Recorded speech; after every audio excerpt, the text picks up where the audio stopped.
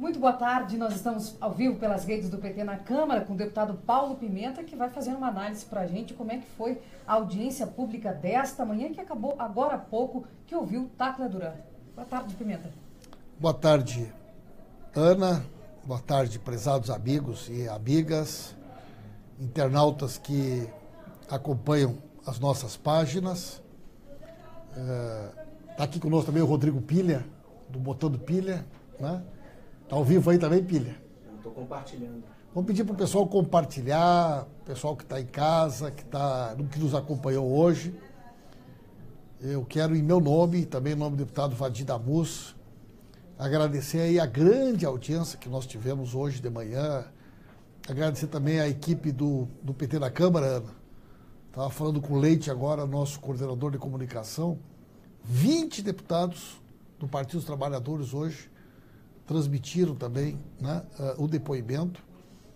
E essa rede é o que consegue fazer a diferença, proporcionar que a nossa narrativa chegue mais longe e a gente possa se contrapor aí com a narrativa da grande mídia, né? Então, o pessoal compartilhar e a gente vai fazer um bate-papo agora aqui para poder amarrar aqui um pouquinho daquilo que foi o principal do depoimento de hoje, Ana. Pimenta, muitas pessoas estão dizendo o seguinte: esperamos que o depoimento de Tacla Duran surte efeito e que aconteça alguma coisa relacionada à Lava Jato. Olha só, Ana, estou sem óculos aqui, não consigo ler direito. Em primeiro lugar, eu acho que foi um depoimento consistente, né? Foram 4 horas de depoimento, mais de 4 horas de depoimento. O Rodrigo Tacla Duran é um advogado que prestou serviço durante muitos anos para o Odebrecht, também para outras empreiteiras como a UTC, Mendes Júnior, Triunfo, e alguém que conhece o outro lado da história, né? Então, o que a gente esperava com esse depoimento é que as pessoas pudessem ter acesso a aquilo que a gente chama dos subterrâneos da Lava Jato, né? A Lava Jato, que no primeiro momento era uma ação, né, de combate à corrupção no Brasil, acabou assumindo um papel cada vez mais político, partidário. Essa semana os procuradores tiveram, né, enfim, a desfaçatez de lançar uma nota anunciando que vão participar da campanha desde 2018, anunciando que perfil de candidatos pretendem apoiar. Quer dizer, então a Lava Jato há muito tempo não é mais uma operação de combate à corrupção. O doutor Sérgio Moro, Dallagnol, Carlos Fernando, entre tantos outros, cada vez mais se converteram, né, numa ação política partidária e protegem quem querem proteger e perseguem quem querem perseguir, né? E entre essas pessoas protegidas há um grande número de grandes empresários que foram muito beneficiados com delações que proporcionaram, para alguns casos, que eles saíssem mais ricos do que entraram, né? Então, o advogado Rodrigo Tacla Duran, ele mostra isso. Os escritórios de advocacia que atuam na Lava Jato, né? A maneira como há um processo de quase tortura, né, com ameaça a familiares, com prisões por tempo indeterminado sem condenação, para forçar as pessoas a fazerem delação. E como que as delações escondem aquilo que não é de interesse do Ministério Público, protegem, na realidade, os grandes poderosos e cada vez mais focam numa tentativa de criminalizar o presidente Lula, né, o Partido dos Trabalhadores e assim por diante. Então, eu acho que o depoimento cumpriu o seu objetivo e são muitas as informações que agora serão certamente utilizadas, né?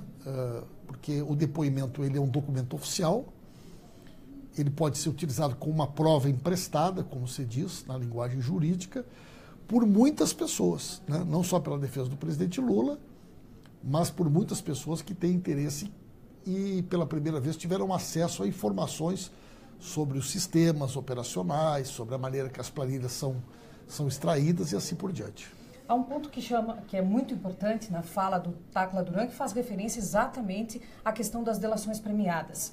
Ele chega até a citar aquela frase do tipo assim: você me dá tal coisa para que eu não chegue em determinado lugar. Representa muito bem a seletividade com que as coisas são feitas na Lava Jato.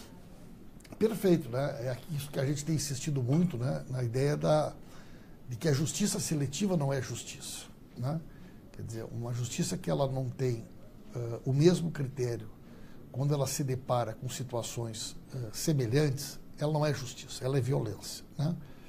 Eu poderia citar aqui inúmeros exemplos. Vamos pegar um exemplo simples. O Sérgio Moro inocentou a Cláudia Cruz, mulher do Eduardo Cunha, mesmo que tenha sido, né, provado que ela movimentou milhões de reais em cartão de crédito, né, vivendo como, né, uma espécie de sei lá eu do que, né, uma vida nababesca na Europa. E o Sérgio Moro inocentou ela. Agora, a dona Marisa, que morreu sendo acusada de ter comprado 2 pedalinhos para um sítio, né? A dona Marisa, que morreu ouvindo falar que o filho era o dono da Friboi, mesmo que a lei determine que quando uma pessoa morre, ela tenha direito, né, pela presunção da inocência, de ser declarada a sua inocência, mesmo assim o juiz Sérgio Moro, ele se nega a dar absolvição para a dona Marisa, mesmo depois de morta. Então, o mesmo juiz que inocenta Cláudia Cruz é um juiz que condena dona Marisa depois de morta. Isso é seletividade, né? Isso é a seletividade da Lava Jato, isso é a seletividade do Sérgio Moro, né? Dos Golden Boys do Paraná, como eu gosto de me referir, né, aos procuradores que atuam lá em Curitiba, né? Então, uma outra coisa importante, Ana, é que tudo aquilo que foi dito pelo Tácula Duran, ele remeteu para a CPMI em torno de 600 páginas de documentos, de perícias, né, que dão veracidade a tudo aquilo que ele disse. Então, por exemplo, uma das coisas que mais foram polêmicas nesse último período foi que o Tácula Duran ele faz uma acusação ao escritório de advocacia do Paraná, de um advogado chamado Zucoloto, que foi sócio da esposa do juiz Sérgio Moro. E o Tácula Duran afirma que, entre outros escritórios de advocacia do Paraná, né, este é um que oferece, né, para clientes a possibilidade de facilidades na definição das penas, das delações, do valor das multas e assim por diante. Quando a Folha de São Paulo, uma matéria da Mônica Bergamo, publicou isso aí, o Zucoloto nunca foi a público se defender. Quer dizer, quem tomou as dores do Zucoloto foi o juiz Sérgio Moro, que disse que isso era uma barbaridade, que o Zucoloto era um amigo íntimo, parece até que é padrinho de casamento, e que o Zucoloto nem sabia quem era esse cara, que... Bom, enfim, que era tudo mentira. Pois o Tácula Duran mostra, né, todas as telas das conversas que ele teve com o Zucoloto. Essas telas foram periciadas, portanto, elas estão autenticadas, né, com notários, né, que são cartórios especializados para a autenticação de documentos na Espanha e que mostram que é verdade, né, que foi feita toda uma negociação, que foram discutidos valores, que foram discutidos detalhes da delação. O doutor Carlos Fernando, que é um outro, né, procurador que ficou, digamos assim, né, conhecido por esse desespero por holofote, né? Uma das características do pessoal da Lava Jato, eu me lembro quando eu estudei agronomia, que falava em fototropismo. O que é fototropismo? São plantas que não procuram sol o tempo inteiro, né? O Moro, o Dallagnol, o Carlos Fernando, eles sofrem de fototropismo. Só que em vez deles procurarem o sol, eles procuram a luz da câmara, né? Então há quem diga que quando eles acordam de manhã cedo, vão fazer a barba e ligam a luz, começam a falar para o espelho porque pensam que é uma câmara, né? Então tem um verdadeiro desespero por dar entrevista. Eles sofrem de fototropismo. O Carlos Fernando postou no Facebook dele, dizendo o seguinte: olha, o Ministério Público nunca teve interesse nesse Tácula Duran. Nós nunca tivemos interesse em fazer acordo de delação com ele. Isso é que ele está dizendo na Folha de São Paulo, nunca existiu. O Tácula Duran mostra, né, um e-mail que saiu da rede do Ministério Público Federal em Curitiba, do Carlos Fernando, do Robson Pozombon, né, e de um terceiro procurador que agora eu não me recordo, enviando para ele uma proposta de delação, uma minuta de delação. Então os documentos desmentem o juiz Sérgio Moro, documentos desmentem o Carlos Fernando, né? E, aliás, as acusações com relação ao Zucoloto são tão fortes que nós tomamos uma decisão, já foi protocolado o requerimento, assinado pelo deputado Vadi, pelo deputado o senador Paulo Rocha e por mim, propondo que o Zucoloto seja ouvido na CPI. E nós queremos que esse requerimento seja votado terça-feira. Nós queremos que o amigo íntimo seja ouvido na CPI na terça-feira, né? Tem outros fatos, assim, outros detalhes, né? Por exemplo... O detalhe que eu queria que você comentasse um pouquinho pra gente é como é que funciona, e Tacla Duran esclareceu muito bem, essa panela de Curitiba. Isso aí, Ana, eu tenho procurado fazer uma analogia que é a seguinte. Antigamente, muita gente já deve ter ouvido falar, né? Você falava muito no tal de advogado de porta de cadeia. Uhum. O que era um advogado de porta de cadeia? Era aquele advogado que era amigo do delegado, que era amigo do promotor, era amigo da polícia, e ele ficava na delegacia. Então, quando alguém chegava preso, o delegado, alguém dizia assim, ó, fala com o fulano ali, que ele sabe como fazer para tu ir embora hoje. E o cara contratava aquele delegado, e o delegado sabia os meandros ali, né? Pá, ajeitava direitinho e tal, o cara ia embora na hora. Então, o advogado de porta e cadeia é aquele advogado que conseguia, pelas suas relações de amizade, pelo seu ciclo de influência, impedir que as pessoas acabassem indo para uma delegacia. Não é muito diferente o que ocorre lá em Curitiba. Só mudaram os valores e o local em que eles atuam. Ou seja, para te conseguir fazer uma delação, para te poder ajustar um valor bom de multa, para te não precisar ir para a cadeia, às vezes nem para uma prisão domiciliar, para te conseguir no acordo de delação ter direito a ir para o exterior. Tem delator que ganhou 6 viagens para o exterior por ano. Tu tem que contratar um advogado que seja da panela, ou seja, que tenha acesso. Tem advogado que é irmão de procurador, né? E tem vários casos. Um bom exemplo é o Palocci. O Palocci tinha um grande advogado que era o Dr. Batóquio. Os bons advogados, alguns dos melhores advogados do Brasil não fazem delação. Quer dizer, né? Eu sou dessa opinião, respeito quem pensa diferente, mas eu tenho profunda aversão a dedo duro, né? A cagueta, né? Então o Ministério Público disse para o Palocci que, olha, com o teu advogado nós não fizemos delação. A gente só faz delação se for um dos nossos. Sabe quem é o advogado do Palocci? Aquele que estava na capa da Veja com o charuto, o Adriano Bretas. Nós só vamos fazer delação, Palocci, contigo se tu contratar o doutor fulano de tal. Pois o Palocci foi lá e contratou. E são inúmeros os casos de pessoas que tiveram que trocar de advogado para poder fazer a delação, né? Então isso que a gente chama da panela, né? Da panela de Curitiba, né? E eu acho que, né, são 4 horas de depoimento, tem muitos detalhes, tem muitos documentos, né? Na medida que o tempo for passando agora, a gente vai poder se debruçar sobre cada um deles, né?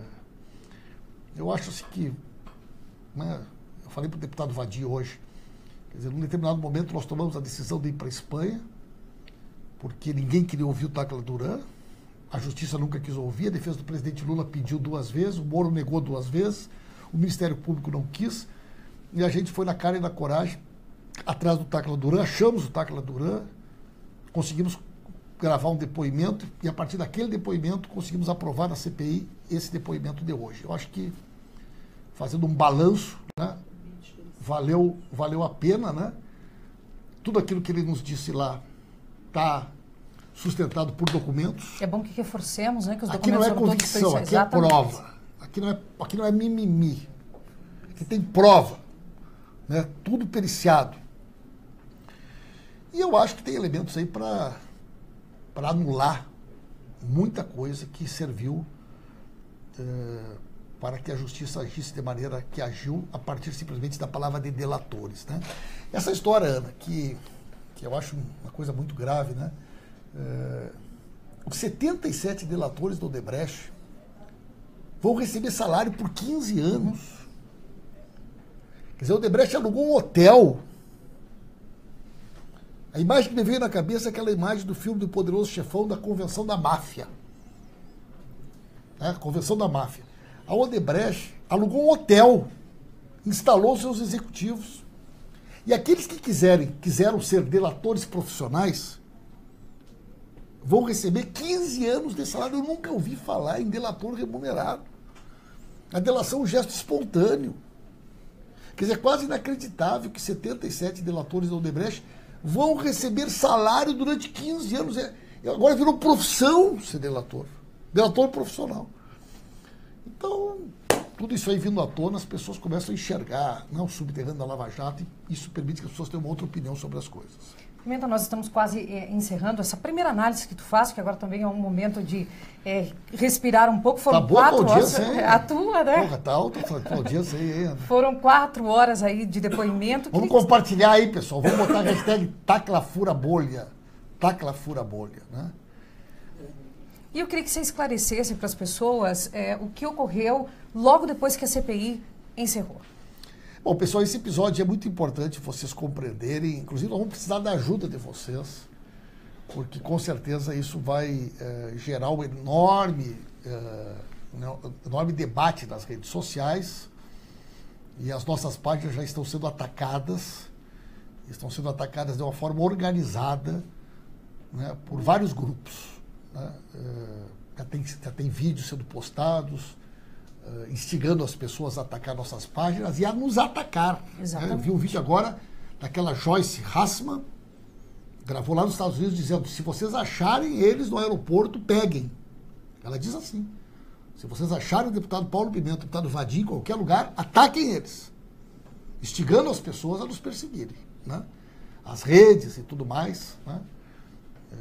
Façam com eles. Né? Então é até perigoso isso. Mas o que aconteceu, pessoal?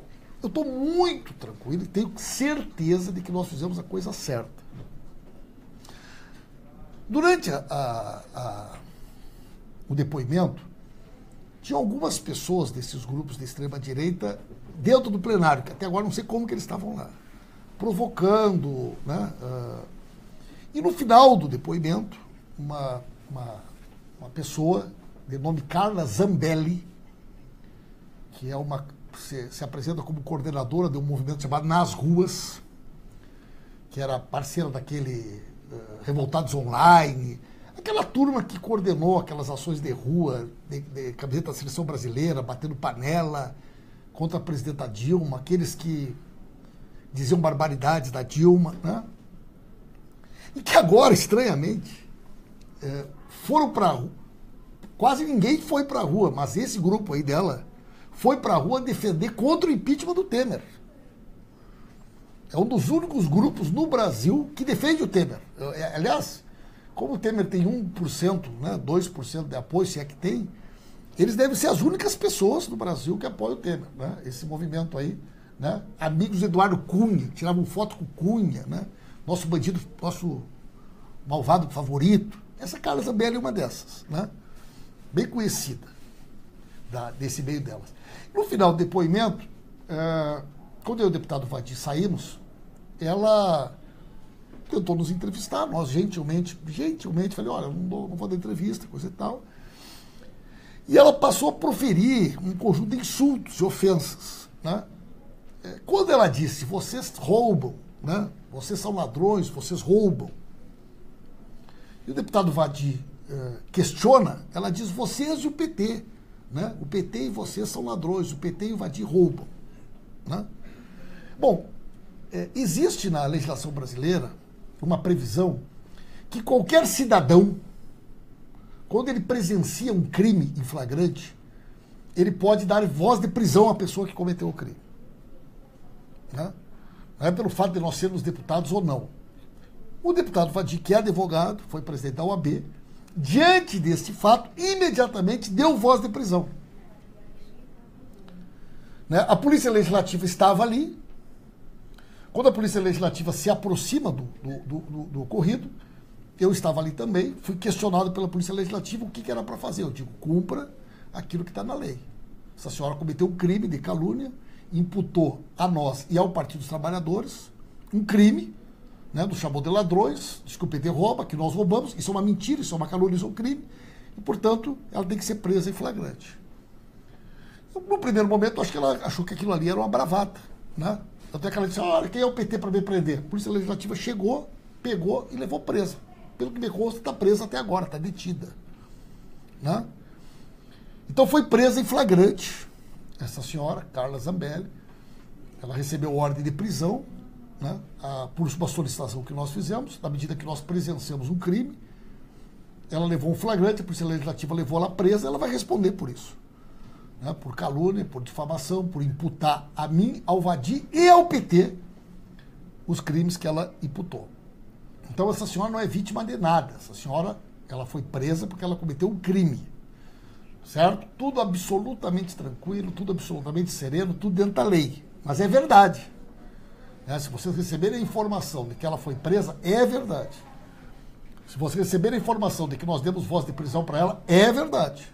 E há uma previsão na lei para isso. A previsão está entre os artigos 310 e 321 do Código de Processo Penal. E o crime é o artigo 41 do Código Penal. Muito bom, Ana. Viu que está junto com alguém que conhece o direito? Como eu não sou da área do direito. Então a senhora Carla Zambelli, coordenadora nacional do Nas Ruas, foi presa em flagrante por ter cometido uma série de crimes contra os deputados Paulo Pimenta, Vadir Damuso e contra o Partido dos Trabalhadores. Né? Diante do fato, imediatamente acionamos a Polícia Legislativa, que recebeu o flagrante e conduziu ela até a Polícia Legislativa, onde, não sei se ela se encontra detida até agora, mas ela vai responder por isso. Né? E eu espero que ela seja condenada. Né? Nós não vamos aceitar que ninguém vai nos chamar de ladrão. Ninguém vai nos chamar de ladrão, ninguém vai chamar o PT de ladrão, ninguém vai dizer que a gente rouba impunemente. E essa senhora, Carla Zambelli, ela tem que ser simplesmente um exemplo para qualquer outro, né, integrante desses movimentos fascistas da extrema-direita, se atacarem o Lula, se atacarem a Dilma, se atacarem o PT, se atacarem cada um de nós, vão para a cadeia, como ela foi. Né? Então, foi presa, nós cumprimos a lei e eles estão ameaçando aí invadir nossas páginas, né, invadir nossas redes, nos atacar pessoalmente. Então nos ajudem, pessoal, a fazer aí um bom combate nas redes sociais e vamos dizer para eles que nós não nos assustamos com fascista. Né? Se nós estamos brigando aí com a JBS, com a Odebrecht, com a Globo, com o Sérgio Moro, com o Ministério Público, só o que faltava, né, Ana? A gente baixar a cabeça para um grupelho fascista da extrema-direita como esse. Então, ela foi só a primeira. Quem proceder dessa forma, vai para a cadeia também. E nós vamos encerrando a nossa transmissão, te agradecendo pelo trabalho. Tem que almoçar ainda, ao né? deputado Vadir. Porra, ela não me deixou nem obrigada almoçar por ter hoje, nos atendido. E como diz aqui a nossa colega Benilton, que está aqui junto conosco, chega de injustiça, né? Chega de injustiça e nós não vamos baixar a cabeça para ninguém, especialmente para esses grupos fascistas de extrema-direita que tem que ser colocado no lugar deles. Muito obrigada a todos pela audiência. Você continua comentando aí, curtindo, compartilhando. E nós voltamos ao vivo a qualquer momento, direto das redes do PT.